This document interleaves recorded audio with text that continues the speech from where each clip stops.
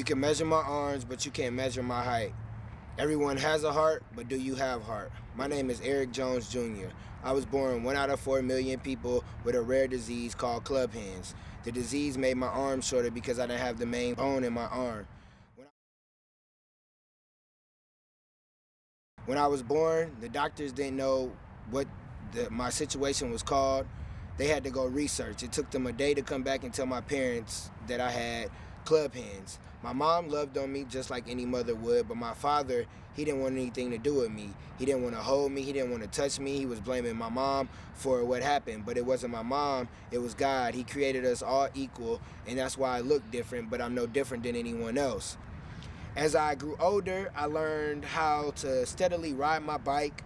I learned how to lift weights. In 5th grade, I had to mow the grass. And mowing the grass was one of the hardest things I've ever had to do in my life. I never really told anyone this because my mom was the woman of the house. My dad wasn't there. They got a divorce. So I had to cut the grass.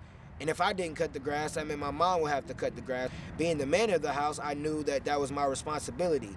As I'm cutting the grass with the lawnmower, my back will start hurting because my reach isn't long enough. But as I got older and I got out of college, I had to get a job.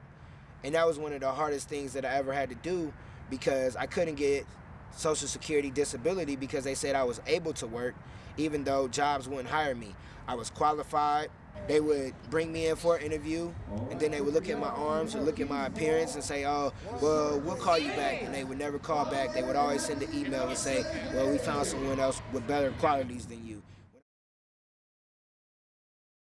So as an adult, it was hard to maintain an apartment, to maintain paying bills because I couldn't work, but I never gave up because my mom taught me that a man that doesn't work, that doesn't eat, and I love to eat.